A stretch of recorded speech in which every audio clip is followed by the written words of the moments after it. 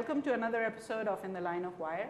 We have with us today a gentleman who's flown here all the way from Boston, not for us, but he's often here working with, talking to, interacting with the technology industry, and I've interacted with him for a number of years. A technology professional based in Boston, has done many things, started off life as an electrical engineer, but all that will come out in the interview. Hi, ImranQidwai, welcome to the studio.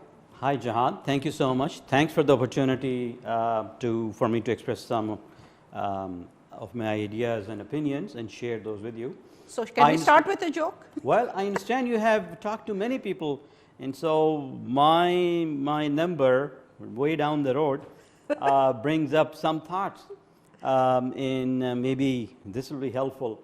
So the trouble with being last or being so far down the line is that everything that had to be said has already been said, except that everyone hasn't said it yet. So today is my opportunity. Okay. No, but I'm sure you have a lot to say that nobody has said yet. You know, having talked with you over a number of years on various issues, especially to do with the industry, I know that you have a lot to say that a lot of our viewers will want to know. Now tell me, you started off life as an electrical engineer. Absolutely. Then what happened? Why did you sort of switch? When I was actually in the 4th year of my engineering, and I'm proud to say that I am a product of this country, this nation. The University of Peshawar, yeah, right? I did my bachelor in electrical engineering from the University of Peshawar. In the 4th year of college, we studied a course in computer engineering. Okay. And as soon as I started, I said, you know what, this is it. This is what I want to do. Okay. And this is way back when. I don't want to date myself, but you can Okay. check that with my gray hair. Yeah. And interestingly, I had the opportunity after I studied to teach then at the Peshawar University. And then I had the opportunity to actually go abroad with Philips on a scholarship to Holland. And I did a postgraduate in digital electronics. Okay. I came back to this country. I worked for a period of time in the professional environment, especially around computers. And then I realized that, you know what, the future probably belongs to software. And that's when I transitioned. I went back to the States, did my master's, and it's been in software mostly since then, software and telecom. Right. Now, in the early years, you also worked in the US for Lotus? Yes. I started my job with a very large company, and that, in fact, as they say, the lessons can be learned from a lot of those things. I worked for a company called Digital Equipment in the 80s. Right. At that time, it was the 2nd largest computer company in the world. Today's kids or adolescents and adults, young adults, probably don't even know that that company existed. When I left the company in 1990, it was still the 2nd largest with $14.7 billion annual revenue. Think of $1990. And then the downfall came. Okay. And that's a whole different topic. In 1990, the downfall came? Oh, yeah. In 1990, the downfall had started. Oh. Okay. The company subsequently got acquired by Compaq. When we were at Digital, we used to look at PCs and we used to think of them as toys until I left Digital to join Lotus, and I got a different perspective. And Digital got acquired by Compaq, and Compaq got acquired by HP. So people don't even know it's 3rd generation. Yes, most people would not have heard of Digital at all. So then I was at Lotus for 7.5 years in some of its prime time, not in the very early days, but in the 90s. Mm-hmm. Did some very interesting work. I have to say I spent only 2 years in a spreadsheet group, and that was on Unix, not the PC. Okay. Most of my work at Lotus was in intrapreneurial groups. We were doing always some new interesting things.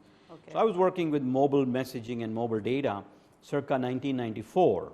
That's quite a ways back. Absolutely. We had barely 80 alphanumeric character pagers, wireless pagers, and we created a pager gateway. So you sent an email from Notes, and through a variety of ways, it got delivered to a pager. When SkyTel and Motorola introduced the first 2-way pager in the US, we were right on top in conjunction with them. SkyTel was a partner. We were doing 2-way messaging way before RIM or anybody else. Okay. We probably didn't file our patents in a timely fashion, but I had fun. Missed opportunity. But you had fun.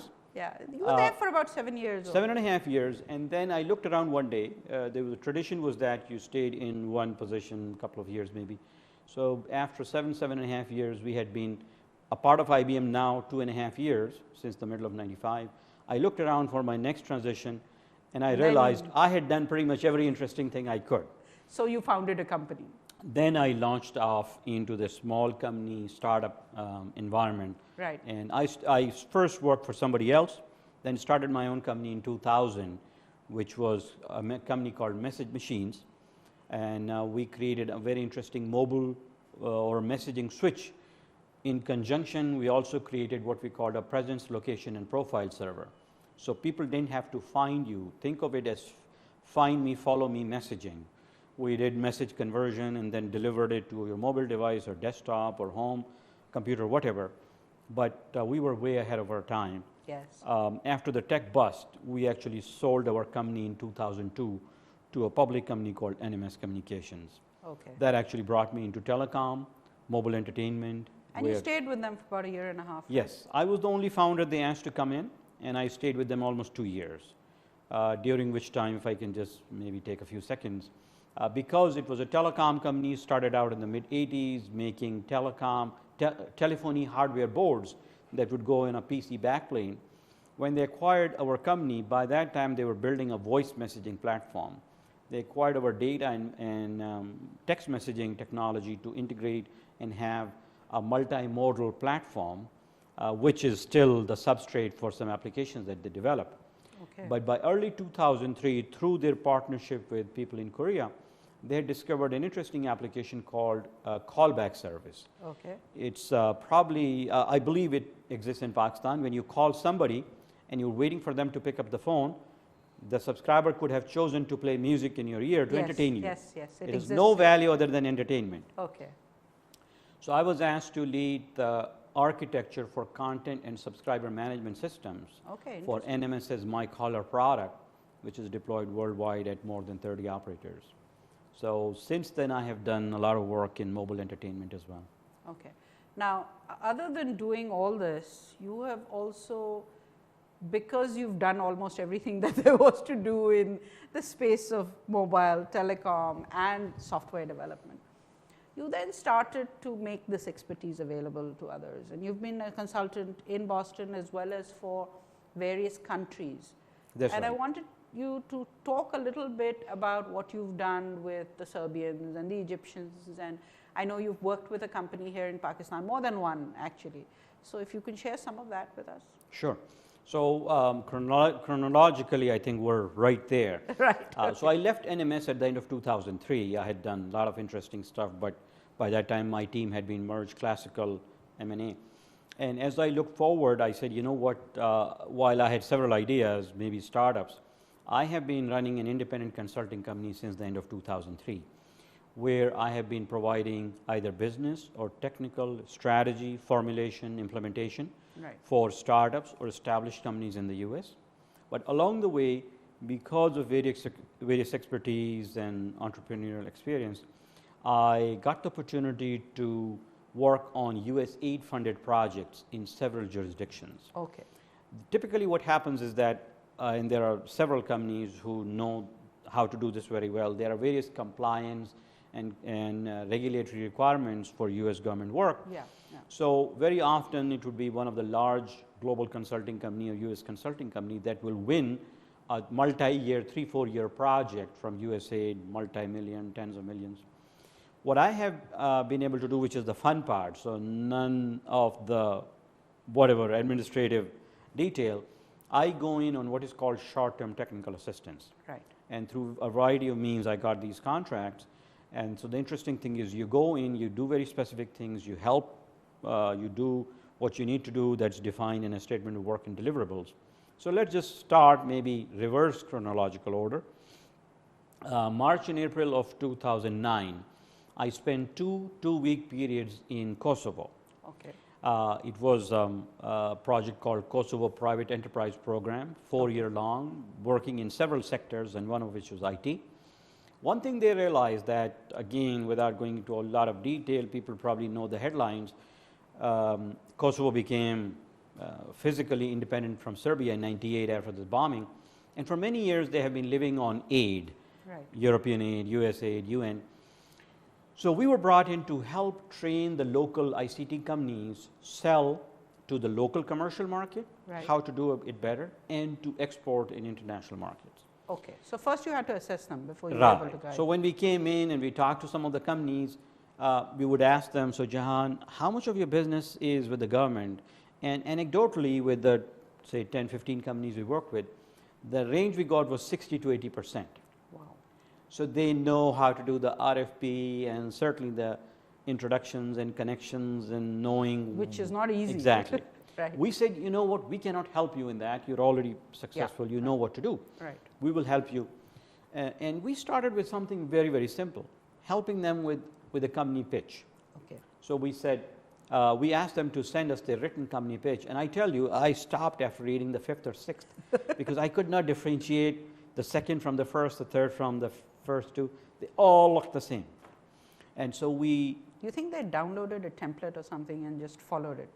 No, I mean, for them, maybe when they started, their introduction would start by saying, we are an ICT company based in Pristina. We were founded in XYZ. Okay, and then what? And if all 10 companies are ICT companies. By then the client is asleep. Right. What do you do? So not only we started with the pitch, then we looked at their presentations, we trained them, and then we had one-on-one advisory services. Okay. And certainly the feedback we got was was that our effort was very helpful. Okay. And I did this in conjunction with another consultant from Washington. Right. The year before, interestingly, I was on the other side of this tense border in Serbia. And again, Serbia Competitiveness Project was working in 10 different sectors, and one of them was ICT, Right. say a 3-4 year long project. Booz Allen was the prime contractor, as well as in Kosovo. The Serbian companies had tried to enter the European market. They had gone to various trade shows in Europe. They were working with the German aid agency. But somehow they thought that they had not been very successful. Okay. And in 2008, they decided they wanted to enter the Middle Eastern market. Okay. So the Serbian Export Promotion Agency, SIEPA, had already booked a booth at GITEX. They were all ready to go. Right. And then they said, okay, now what do we do? So Booz Allen brought me in a month prior to this thing, again, in this short-term technical assistance. To prepare them for GITEX. Right. So I then educated them about the culture, the business aspects, what to do, what to expect, how to prepare. Again, helping them even with their company presentations because they were all over the place. And working a show is, if you don't work it right, there's no Absolutely. point in being there. Absolutely. And the fact of how business is done in the Middle East. Of course. Through That's trust extremely introduction. Right. So the first thing was that it's probably anywhere in the world, but if a Serbian company of all places is going to land in Dubai and say, look, I have this product, it can do all this magic, it can slice and dice and liquidize, as we say. And by the way, we'll sell it to you and we'll be back to Belgrade. Where is the relationship? Where is the trust? What happens next? So I then, after training them in Serbia and prepping them a month ahead of time, I arrived in Dubai a week prior to GITEX. Okay. Then using my contacts and my Rolodex, and sometimes a chain of introductions. So I would call Jahan and I said, you know what? I have this company that has this very interesting VoIP product or e-government product. And I thought you have done some work here. He said, yeah, okay, let me introduce you to XYZ. Okay. So you send me to XYZ, and I spend time with them. And they said, well, yeah, but so I spent a week, 10 days chasing these introductions. So you did all the groundwork before they actually got there. And it was all based on my relationships, right. My trust, the trust between you and I, and the trust that you have with the other people right. who you send to.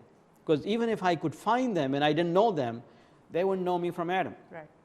So by the time the companies arrived, they had a booth, but my job was to set up one-on-one meetings. Okay. And I did it with companies, dealers, agents, whatever, resellers in Dubai, Abu Dhabi, Saudi, in the region.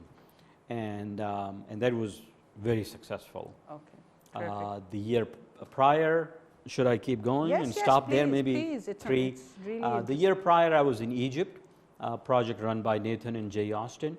Again, a 2-year project called Egypt ICT Entrepreneurship Program. They had been helping these Egyptian mid-stage companies, not startups, raise money. It was debt financing, leasing, but with equity, they didn't make much headway. right. So sometime close to the end of the 2-year project, which ended in September of 2007, in June or July, they did an investment conference. They brought investors from the Gulf, the UAE area, whatever, US, UK. When I arrived there in September, I was also given these one-pager profiles for the companies. Right. So there was an investment conference, the companies were there, these people, and I can only conjecture based on what I was told that Jahan's profile looks very interesting to me. I'm an investor. Sorry if I'm picking on your No, name and no, company. it's all right. I wish I had that many companies for you to so invest in. I say, Jahan, you're looking for money? He said, yeah. How much money do you need? $1 million. What are you going to do with it? And now you start to get hazy. Well, that happens here as well. Right. Yeah. So when I arrived there, I was given a list of 7 companies. So then within a few weeks, they said, you know what, we need somebody to come and train them and coach them. I have to say, my hats off to these guys. Some of them had come from the West, some local. They had put in sweat equity, I mean, whatever, elbow grease, and they had made their company successful over 2-3 years. But now they needed growth money or to enter new markets. But that's where they needed the capital. So we were not going to throw money at just startup ideas, with due respect. By the time I came over, they gave me 7 companies. They said, okay, here is a prioritized list. Okay. And by they, you mean the government? No, right? no. This is the This is Jay Austin or Nathan's what is called chief of party residing in Cairo. Okay. So this was the aid project, but soon coming to an end. Okay.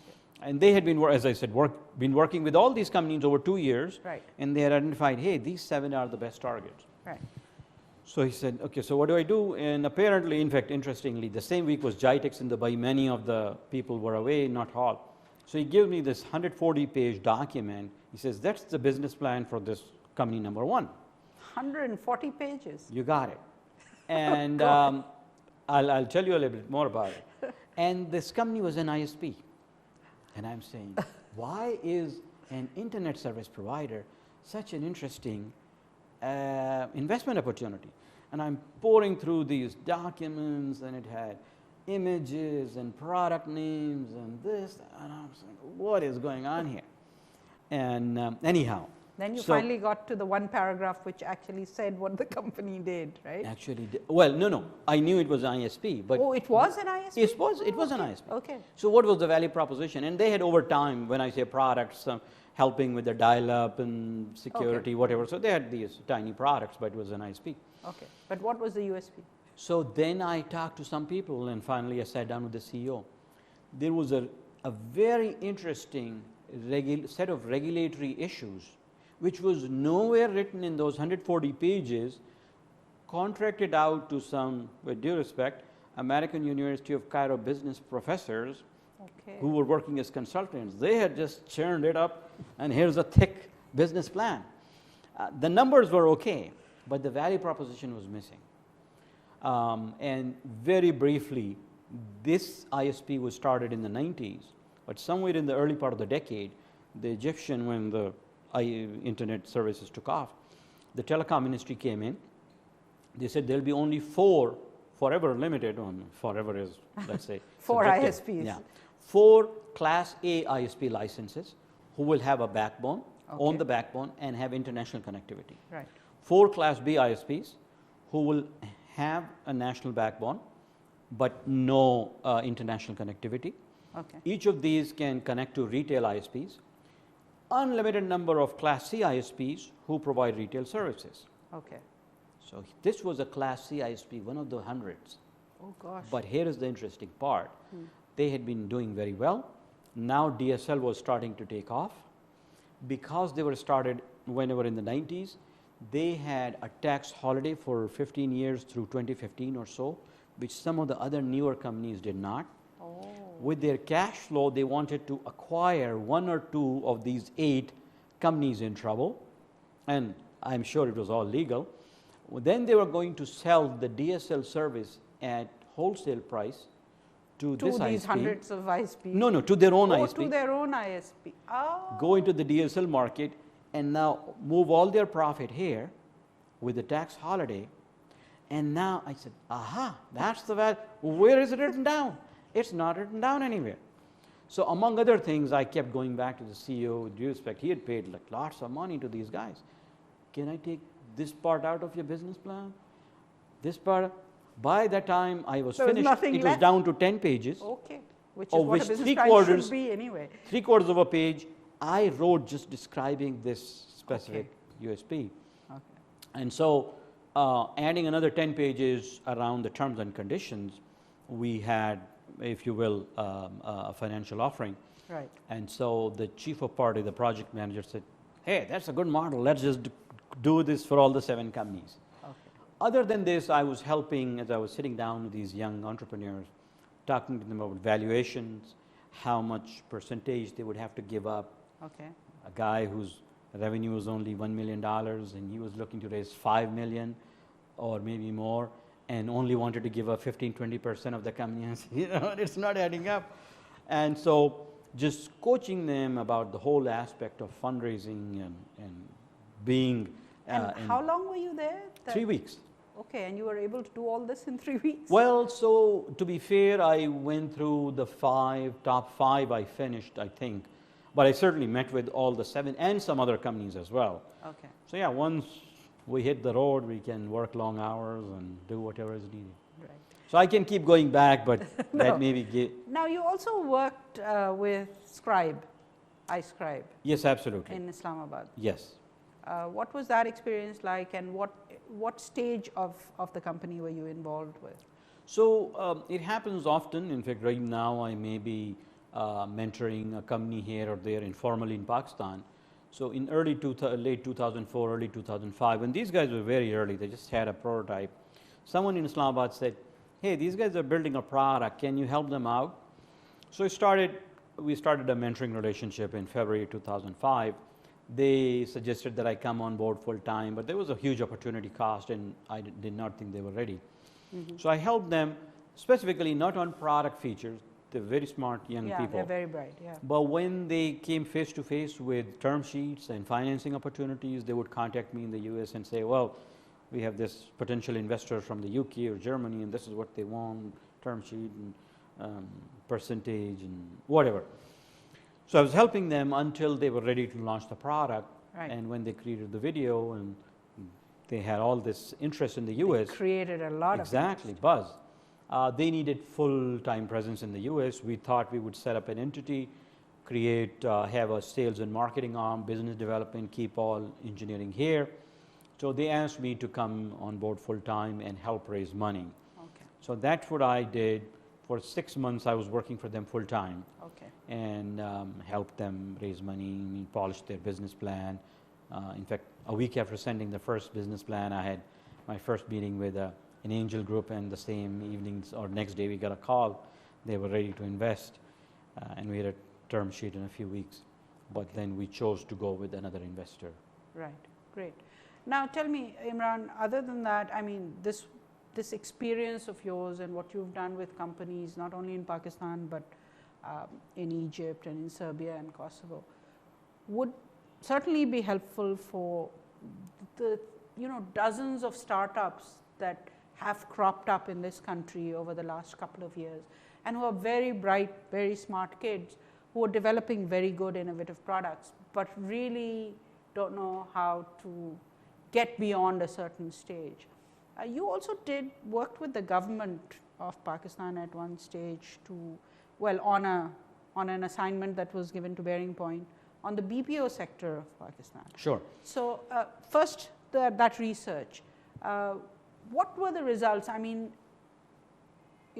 there were some guidelines that you provided of what we needed it to do to grow that sector, but nothing happened. Would you like to share some of that? I mean, some of it you may want to keep sure. a secret, but some of it I think should be a learning experience for what we need to do next. So the interesting thing with these kind of short-term technical assistance assignments is that, as I said, we write a statement of work deliverable, you do your job. So I was not responsible for implementation, although we had talked about it. So going back, in fact, it was a project that was started in early 2005, very specifically a Government of Pakistan project, PSAB, given to Bearing Point, where the title was something to the effect, how to increase Pakistan's exports of BPO. Right. And to be fair, I think everybody understands the political and the situation that Pakistan is in, and somewhat of the security issue that appears from a distance. And when I started on that project in early February, I would have given you a different answer than I had 3 days into the project, when I had interviewed about 10 CEOs of companies in Karachi and Lahore. So I would have told you a different problem about why we're not getting business and whatever. So we started, my assignment specifically, among other things, was to do an on-the-ground study. I created a multi-page questionnaire, we sent it ahead of time, and then set up meetings with these CEOs, chief executives. And then you spent quite a bit of time with each one of them. Each one of them. Yes. Some of the notes are locked away, they shared confidential information, but an hour and a half to 2 hours. And I had the best insight into the Pakistan BPO industry, bar none, in February, March of 2005, because I visited about 20 to 25 companies. The aha moment I had after 3 days, just running it in my head, I had not even had a chance to write anything down, it was going so fast, was that the number one problem the companies talked about, nobody actually, among the top 3, nobody said that we're not able to get enough business. Okay. That was not the problem, Okay. which I thought would be the problem. Right. The number one problem was getting enough and the right quality human resources. Right. The second, if I remember, was around internet bandwidth, and especially the single point of failure, which we've addressed came true now. right that year. Yes, it did. And we had made some suggestions. The third, I believe, was around space, Right. good quality space and all that. So around the first, which became, as I said, I was surprised because I had been pitching, because I still do some outsourcing work myself. I take projects, I bring them to partners here. I pitched Pakistan as the 6th most populous country, English-speaking people, no problem. And how come we don't have the right resources? So we had created very specific recommendations, potentially a 3-way partnership between the government, between the industry, and potentially banks or whatever, because there may be some financing required. And so the individuals could be put on this fast track, what we call, like in simple terms, finishing and polishing school. So take a graduate who may already have a BS in computer science or something, any discipline. Something I've also been talking about for quite a few years. Or other disciplines, Yeah. say for call centers. And then take them through, we had listed a bunch of modules. We thought it could be done in a rigorous program over 4 to 6 months. And now you have employable people who are ready to hit the road running. Right. Because there will be cost involved in this training. My recommendation would be, even in the US, we say, you know what, if I give something to you for free, it has no value to you. Right. At least that's how we look at it. Right. So you need to have some skin in the game. Right. And it's going to cost something to do the training. So while the government could put in some money, or maybe the industry, but the industry could guarantee jobs by saying, okay, if we get people trained in this manner, and there may be a little period of adjustment or iteration, we would be ready to employ them. Right. Some bank or somebody would be able to provide loans. Maybe it could be subsidized 50% by the government and 50% people pay, you know, whatever. But they need to have some skin in the game, because then they take the training seriously. Right. And at the end, when they get the jobs, then they have the ability to pay back the loan. Makes sense. Yeah. But didn't right. happen. So interestingly, this week, and I was talking to some CEOs of local companies, I asked them the question is, so what's the human resource situation?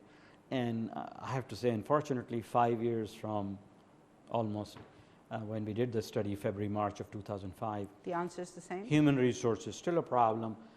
The one factor in the interest of full disclosure, at that time, I had also looked at some numerical assessment. I had anecdotally taken the number of graduates and whatever, and how many people are needed. So what I haven't done this week, anecdotally, is validated whether the number has grown and the demand has grown at the same time, so there is still a shortfall, or maybe the numbers have not grown and there's still equilibrium and shortfall. That I don't know. Right. But the problem seems to still persist. Right. And so this suggestion is still on the table. In fact, you will be happy to know.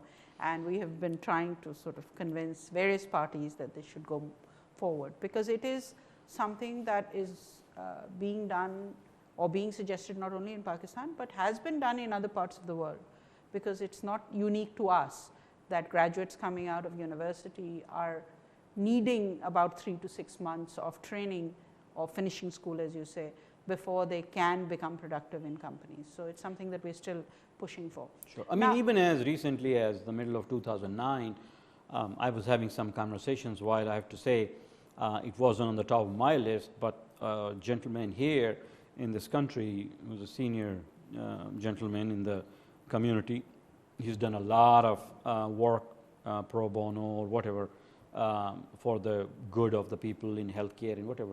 He contacted me and he said, you know what, we have this problem. What can we do about it? We actually had several phone calls. And then we started to talk to some other entities and NGOs, and there was a promise, but unfortunately, without going into the details, that initiative fell by the wayside again. So we had picked it up 4 years later. We would have to dust it off. We would have to revisit and do a quick snapshot and recalibration. But as you and I agree, the fundamental problem is the same.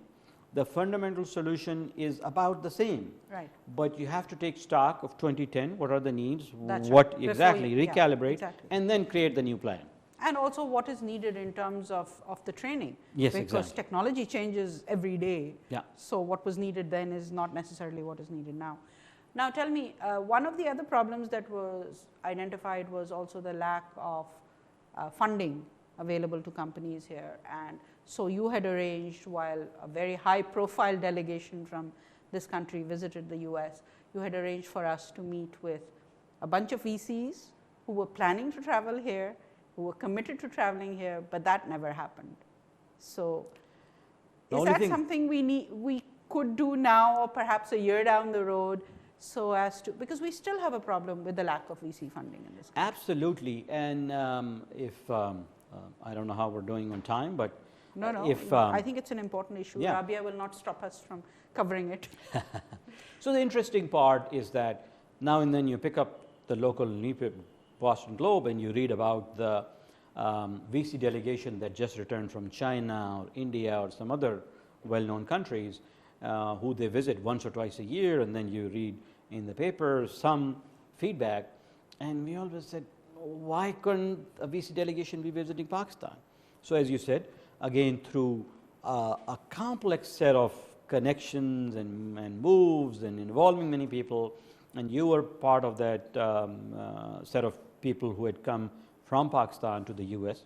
And the minister was with us. And the MD of PSCB. The MD of PSCB. And we organized a small group of VCs because we wanted it to be very comfortable. We made them comfortable with all the executives and the leaders, all the stakeholders from Pakistan. They were ready to visit, and the whole idea, if you will, I had charted out a 5-stage plan. Tonight we're going to meet them over dinner, soften them up, make them comfortable with the minister, the industry association, and PSCB. We will convince them to come visit Pakistan, which they were ready. The next stage we thought would be that they would be willing to invest. So again, I think the best opportunity of having innovative development work for startup, not IT outsourcing type of work, would be with the Pakistani diaspora, because they're comfortable with the people here. But the VCs are not willing to invest because there is a lot of risk with startups. Sure. And they're always willing to minimize whatever risk they can. Right. So if the geographical location or implementation destination is going to be a risk, they're going to say, let's not do that because there are other things, market risk or other technology risk. So we said they would then likely invest in high-tech startups, or where Pakistanis are probably in some executive positions, may not be the owners or the founders, but who are comfortable with the back end here. And then once a year or two later, once they get comfortable in their results, then they would be encouraging other companies in their portfolio to look at the back end here. And at that time we had said that, well, maybe 5 years from now, which by the way is this 2010, yes. They may be ready to invest in local companies as well, because it has to build upon in steps. as there is a famous Chinese saying that even the longest journey starts with one small step. So we can either keep staring at the horizon and say, you know, that's too far, or we can start walking to eventually get there sometime. That's right. So, okay, so we softened them up. They loved us all. They took out their calendars. They took picked out- a date Yes. 3-4 months later, because it's always hard. 3 of them said, such and such date, this was at the end of May when we met them, such and such date in September is clear. We're ready to come. Right. And that was after the heat of the summer and whatever, and before the cold, and no Ramadan, and it was a perfect week. Then what happened? We're still waiting for the invitation and the program from here. 5 years down the road? Well, I mean, there's a lot of detail, but that's the headline. I know what happened and why it didn't happen. There were several issues that happened at this end, but they were ready. Maybe we should start again. Maybe 2015 we won't be having this conversation again. Okay. Now, Imran, would you, you've worked with a lot of startups, not only in Pakistan but elsewhere. There are so many young people in this country who are now doing amazing work, and they're making money, but they are going to face the same problem that many of the entrepreneurs faced in 2005 and before that. When they get to a certain point, they will not know what to do. What would be your advice? How should we tackle this situation? I mean, there is a lot more mentoring going on here now. There is an ecosystem that has started to build up. But if you had to give 2 or 3 pieces of advice to these young people, what would it be? Or to the industry in general, what would it be? Sure. So if I can make a reference, I mean, I am one of the original founders of Open. Right. We got together in somebody's living room in March of '98. And Open is the Organization of Pakistani entrepreneurs. In North America. Initially, it was North America. We're looking to now go global. Yes, that's right. And we have been doing things informally in Pakistan in various ways. Right. We have 6 chapters in the US. Right. The 6th one in Chicago started January a year ago, and there's a process of creating new chapters. We were involved through other people over the years in startup competitions in Pakistan, but they never took off the ground because of various issues, and that's another discussion. But it's good to then maybe focus on mid-stage companies, just like the example I gave you of Egypt. Right. There are a bunch of issues, legal, business, technical, financial, huge risk potentially for early stage startups, because the environment is not here for someone to put risk capital. Okay. But that's happening now through the MIT Enterprise Forum, Sure. which Open is. Yeah, exactly. one of That's the where I was drivers. going. So we concluded together with other people here that we're better off working with mid-stage companies in what is called a business acceleration plan. Right. And as they say, 1 is an event, 2 is a pattern, and 3 is a trend. So the good thing is the BAP competition had its third run Yes, that's right. in 2009. And many people have been surprised at the companies that have come through that and now have a clearer vision of where to go. Sure. So what's been happening is certainly through that process, which is structured, companies apply. They are initially assigned a local mentor. Right. And then through that, once they get through that process, they're assigned a foreign mentor. Right. And foreign is typically us, Yeah. people in the diaspora in the US Yeah, who you guys volunteer. are foreigners. Yeah. Who volunteer our time. Right. And I do believe that it's been very interesting and rewarding for Yes. me. I have done this 3 years in a row.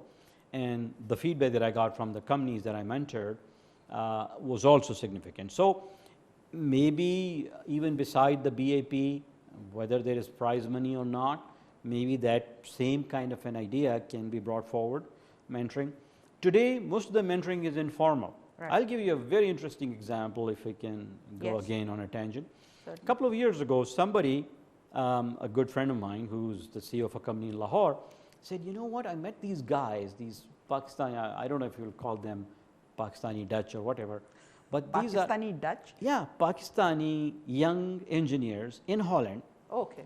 who had an interesting idea for a startup. Right. So they started a company. Right. But Holland or the Netherlands itself doesn't have a lot of ecosystem for startups. Right. So these guys are off building a product and they're on their own. They can't get any money, they can't get any mentoring. So I said, can you help these guys? just like we described. We said, okay, Yeah. whatever it takes. So we started on the phone. This is August of 2008, I believe. Right. And I have mentored them off and on, and they were like in this island. They needed money, they also needed some other help. So I encouraged them highly to come to one of the big open events. Right.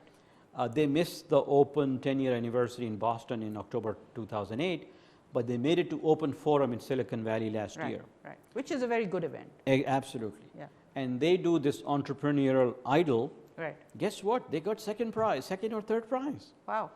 And they went back with a slew of contacts, and they were all fired up with what was happening. So just by even finding them in help, and I can't remember how many hours I've spent, but certainly written and rewritten their business plan a few times and given them advice over the phone, Skype. But just even giving them some indication of what to do, where to go. Right. And they are up and running and moving along. Right. So some help and direction may not always be money, but all the wisdom, knowledge, experience that we have gained in the School of Hard Knocks, we can share with them with at least some time commitment. I mean, it's Right. still typically pro bono, Right. but we're happy to do that. Okay, terrific. That's good to know. We will make sure that you are approached by at least a few of them. Now, just before we end, you have now entered a totally different area. I mean, starting off as an electrical engineer, going into computing, and now clean energy? Well, again, if you let me indulge, and then I'll kind of give you a quick perspective. So in 2003, as I was looking to leave NMS, my time had come, I said, okay, if I had, here is the rest of my life, and if I had a clean sheet of paper, what would I do? So as I looked around various technologies and telecom and mobile and whatever, and I said, you know what, the future is going to be in energy. Okay. And so I started to teach myself, and I did a lot of volunteer work over the past 5-6 years. Okay. But this past year, I had the opportunity to be invited as a part of a group of 25 fellows by the New England Clean Energy Council in a special program called the Clean Energy Fellowship, Okay. where they're taking serial entrepreneurs from the tech world and transitioning them into clean tech, because they concluded that you need serial entrepreneurs to be successful. And there are not enough entrepreneurs or serial entrepreneurs in clean tech. Everybody keeps talking of green jobs, and it's not going to happen until you have people. Of course. Who are there to employ Exactly. people. So there were about 225 applicants, and I was lucky to be one of the 25. Terrific. So having been minted through this clean energy, so I have not given up my tech and telecom and software work, but Just I'm added this transitioning, on. Okay. adding one more hat, Right. and that's what we're doing. She says, you know, when you started your venture, Message Machines, it was way ahead of its time, and you were talking about SMS messaging and all that, before anybody else had even looked into it. There are kids here in Pakistan who are working on the cutting edge of technology and come up with ideas that are way ahead of their time possibly, but there's no way to sustain the idea or to take it to the next level. They're from middle class families and they're not really able to fund the idea. What would you suggest they do? Should they give up on it, or? So that's I mean, it's probably worth another half-hour discussion, but let's No. Try and fit it into 2 Sure. minutes. So what I'm saying is that there are several aspects to it which are very worthwhile discussing, but I'll be brief. Okay. When I said we were ahead of our time, we would probably have been on time if the tech bust did not happen. Okay. So, and then the other element, the reason I'm saying it's a big question, again, I'll try to be brief, but when you start a company, you typically have 2 paths, right? Or maybe step back.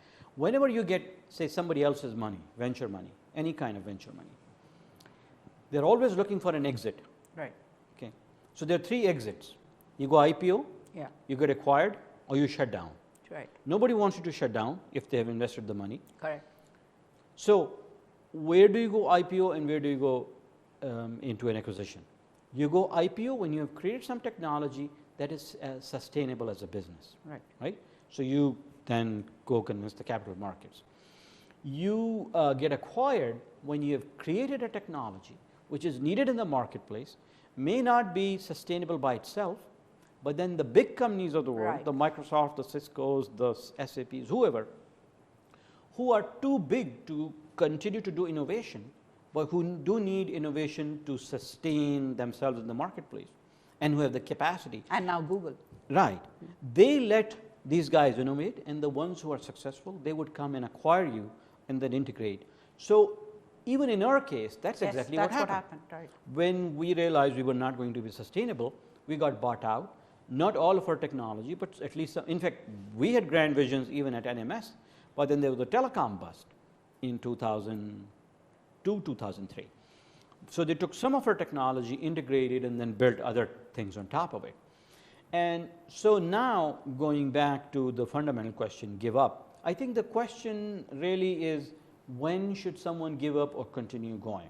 Right. Now, there are two simple answers, one of which is, if you're an entrepreneur and you really believe in it, then you just got to keep going, right? Right. The other is, at some point in time, while persistence and doggedness is great, you also have to be realistic. Right. So at some point in time, either you conclude yourself, or through trusted, Yeah. wise advisors, you realize that, you know what, the time has not come, or the time has come or gone, or you are chasing something that's not really a business opportunity, and you may have to shut it down. Right. So the reason I said it's a loaded question, there are lots of angles to it Possible answers, and, yeah. and paths, but you can go about it in some structured fashion and say, okay, what if, and if this happens, then I go here, and you could create maybe a little flow chart, and then you come to a decision. But it's always good to have a mentor or two in the wings Absolutely. who can advise you, because anything you create is your baby, and you really don't want to think that it cannot go any further. Sure. As an example, around the time that we sold our company in 2002, we put it on the block at the end of 2001, and there were a lot of companies that were shutting down. And when you shut down, you're pretty much done, Right. because you cannot continue to run without paying your bills and salaries unless you go to a bankruptcy court or whatever. So what we did was we skinnied down to the bare minimum. We were still creating some new technology. We were shopping our company, but between me and the CEO of the company, who were out flying around the country shopping the company, we knew exactly how much runway we had. Okay. How many months before we may have to lock the door. Right. And so it was a race against time. Right. And so because we were able to sell the company within that period, we got a pretty decent value for ourselves and the investors. Terrific. Well, thanks, Imran. That's been a very interesting discussion. I wish we had more time, but next time you're in Karachi, we'll bring you in again, and maybe we will have sessions, separate sessions on different topics, because there are a lot of things that can be discussed and that we can learn from you. That was ImranQidwai, and it was great having him on In the Line of Wire in the CIO Web Studio. Until next time, this is Jahara signing off from another episode.